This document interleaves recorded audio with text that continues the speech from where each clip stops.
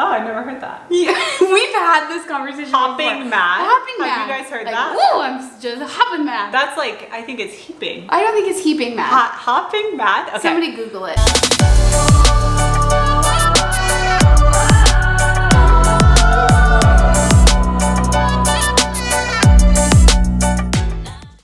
Hello, Me Jenna. just trying to think of different ways to say hello to you guys.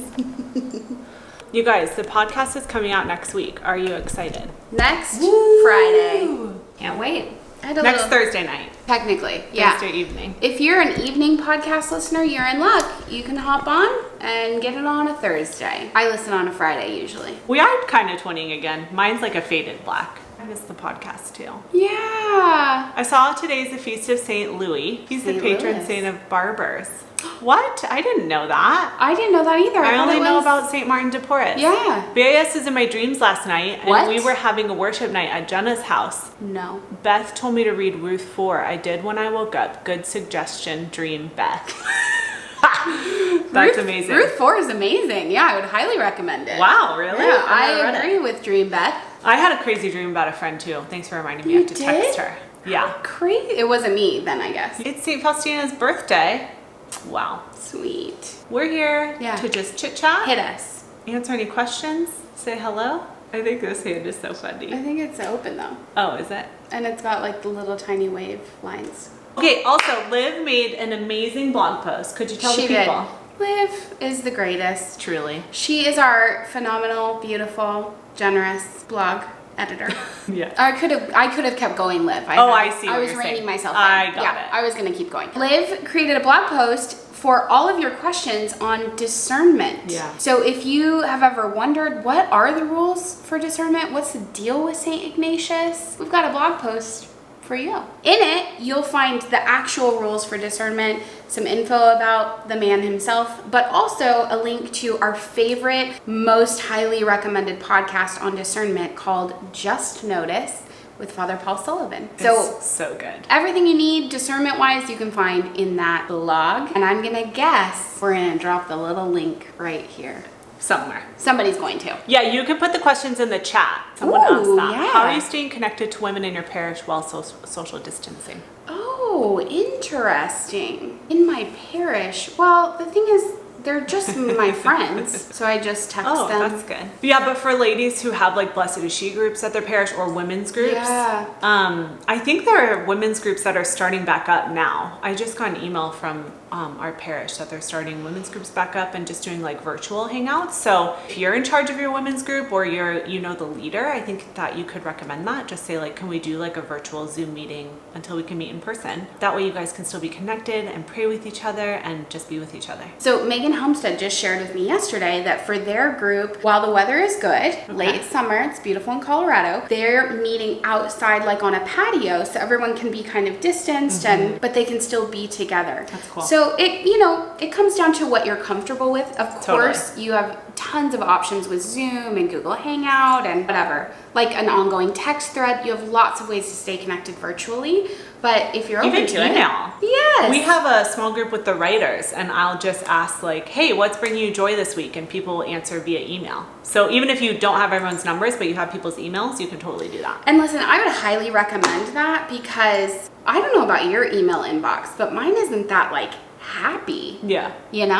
So then I'll start emailing whenever more I often. see, whenever I see that email thread, I'm like, oh, I'm going to get like a little picture Yeah. and like read something sweet and probably get a good book recommendation, So Yeah. I've loved that. What do you expect? What should a Jank expect when attending her first holy hour? Well, expect to be in the presence of the Lord because he's going to be there. I'm Yeah. so excited for you. We actually have a little handout on the blog, how to pray a holy hour, how to make a holy hour, but there's not a right or a wrong way to do it. That's just to help you feel more comfortable, but there's actually nothing that you have to do to pray a holy hour the right way. Famously, Mother Teresa was said to just describe her holy hours as, I look at him, he looks at me. She was quoting someone else, by the way, that part always gets forgotten. But anyway, you can just go and like look at Jesus in the Blessed Sacrament. You can go and just talk to him from your heart. You can write down what's in your heart or what's on your mind in your journal. You could pray a rosary. So really, the options are endless. It's how the Lord ultimately leads you and how you feel comfortable praying. You could go just take a deep breath out. I was going to say that. You could just go and exhale. just be quiet. Yeah. That's like the best. Favorite worship song right now? I'm scanning. Oh, okay. I'm thinking. I just listen to the same things over and over again. I do too. And I listen to a lot of live worship, so they're just saying scripture. Yeah. I listen to the same 2 worship albums every morning. One like while I'm getting ready and one while I'm praying. The beats are a little different, a little tempo change.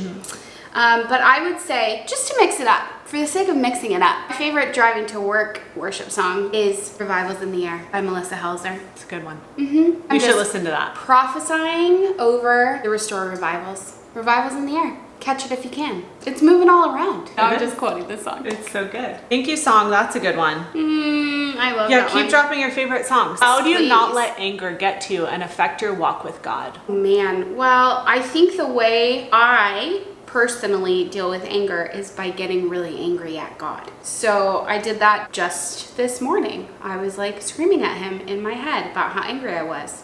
I did the same thing actually last night. I'm in kind of an angry place, I guess, with the Lord. You have to get it out. There's no pretending like it's not there. It's going to eat you up. So even if you're angry at God, right, you have to get that out. You have to articulate that. Now, of course, the Lord is perfect. He doesn't need forgiveness because he didn't do anything wrong. But sometimes we receive what the Lord has done as it's painful, it hurts, we don't understand it, and we are offended by it. We're holding it against God. So just to get it all out, to articulate it, to tell God, hey, I'm really, really mad at you. See what happens. Honestly, Yeah. Usually when I just get all my anger out, then I just start bawling, you know. Anger is usually a mask for like fear or pain. I think I'm really angry. I'm hopping mad. And I write it all down and I'm like, I'm so sad. I'm just really lonely. I'm tired. You know? Is hopping a... Yeah, hopping mad. Oh, I never heard that. Yeah, we've had this conversation Hopping before. mad? Hopping mad. Have you guys heard that? Whoa, I'm just hopping mad. That's I think it's heaping. I don't think it's heaping mad. Hopping mad? Okay. Somebody Google it. Where can I learn more about church teaching on the sacraments other than the catechism? Oh, I was going to say the catechism. Nicole. Rooted is the place I would start. That's one of our Blessed Conversations studies. It's really good. Find it in the shop. Yes, blessedg.net. /shop. The Liturgy of the Hours also confuses me. If you go to YouTube and look for the hermit and his wife, they do a whole YouTube vid. Yeah. And they're on podcasts on Liturgy of the Hours. Highly recommended. Highly recommended. That would be Nell O'Leary and her husband, Anthony. I just want to say, I did not know how to pray Liturgy of the Hours at all. I was also confused. 1 book, 4 books. What's with all the flipping? Yes. What is the deal? Anyway, I learned, I worked at a summer camp and we prayed as a staff every day. And I just learned by doing and I learned by watching. Cool. So it's okay that it takes time. I still, when I went on my 8-day with the sisters, I'm out of the routine of praying morning prayer. So this sweet little sister over my shoulder, she would be like, I would flip again. Oh, thanks, sister. It's okay that you don't know. Totally. It's fine. You'll learn. I don't know it at all.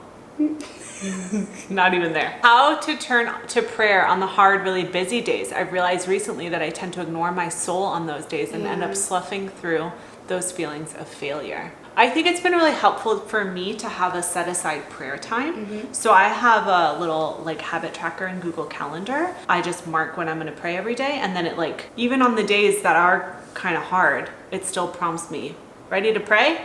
And then I'm like, yeah, I guess so. How cute that it's cool. Question. Prompts you. It's like a habit thing on Google Calendar. Anyway, I already said that. So then I pray, and then the hard days are still hard, but they're hard with the Lord, and He makes it so much less painful and lonely and difficult because His presence is incredible. I was going to recommend the same thing, having a dedicated prayer time, a scheduled prayer time. If you're committed to a daily mass once a week, no matter what is happening, go to that daily mass. Yeah, that's good. So if you make a commitment, keep your commitment, but it helps to write it down. It helps to look at your week and schedule in prayer because sometimes the days just get away from us, right? Like we're unexpectedly busy. But definitely writing it down will help you to keep your commitment. And it'll just be a little reprieve in that crazy busy time, you know? It's not like one more thing to do. It's like a relief. I can go and take a breath here. Oh my gosh, there's a website called masstimes.org. I like live by this website. If you just Google Mass Times or Mass Times near me, it's the first hit, and it pulls up your zip code, and then you can select what day of the week. Like, hey, I want to go to daily Mass on Wednesday. It will tell you within like 20 miles, 50 miles, whatever, all of the daily Mass times throughout the entire day. Amazing. Cool. Yeah. It's especially helpful if you're out of town, but I've found with daily Mass that it's really, really helpful. Are the morning and evening prayers in the Magnificat the same as the Liturgy of the Hours? Yeah, so similar. They're abbreviated, and I think the Psalms are a little bit different, but it's a similar format. Not the same though. How do you usually know or trust a word or thought God has placed on your heart? Well, it says, you know, test every spirit in scripture. So I'll sit with it, I'll write it down. I might mention it to my spiritual director or a friend, like, how does that sound to you? Does that sound like the Lord?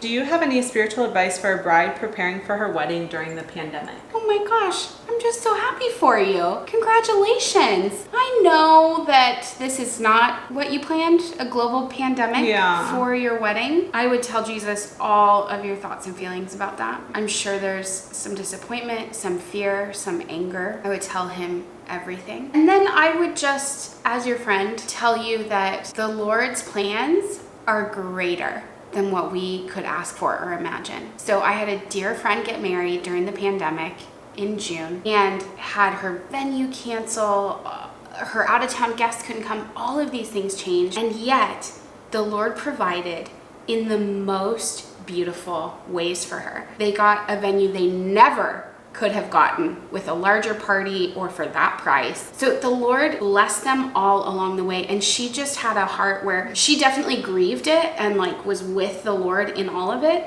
but then also had an open hand to receive. It might look different, and that is actually really blessed. Okay, I love your guys' questions. Come back next week and we'll do more questions. I have all these questions about prayer. We should do a whole thing, Q&A just on prayer. Okay. But Sounds really, great. can't do it wrong. Yeah. Any way you do it. If you feel called to do something, pull it up on the Google. Oh my gosh. Do it. I just feel like, let me just pull back the veil here and say, we Google everything. Everything. I don't know everything about Catholicism. How could I? No. You know? We just Google stuff. Yeah. Find a trusted source and they will be There your it friend. is. You gotta find a good source. Totally. Right? I wouldn't like go to Wikipedia necessarily, but yeah. All right. We love you. Bye. Thanks for hanging. Bye-bye. See you next week.